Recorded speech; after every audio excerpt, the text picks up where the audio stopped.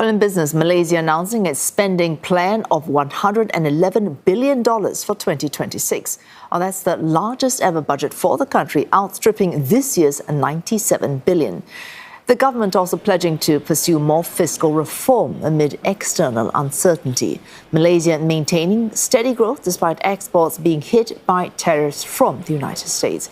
But it has needed to boost revenue to reduce deficit and pursue its 5-year economic plan. This was unveiled in July. Experts say the budget underscores growing pressure on Prime Minister Anwar Ibrahim to win over sceptical voters ahead of state elections. CNA senior correspondent Afifah Ariffin with all the details.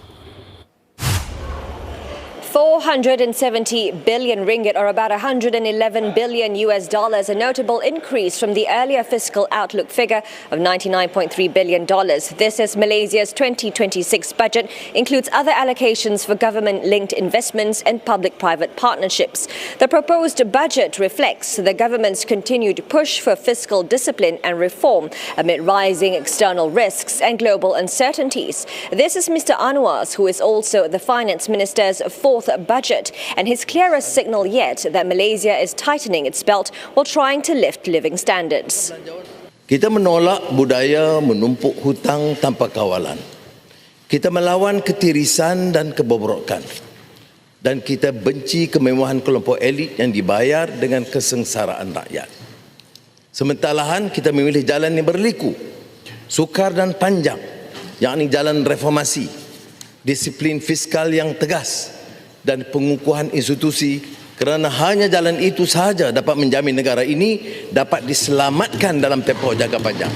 The government says the spending includes about $80 billion for operating costs and about $19 billion for development.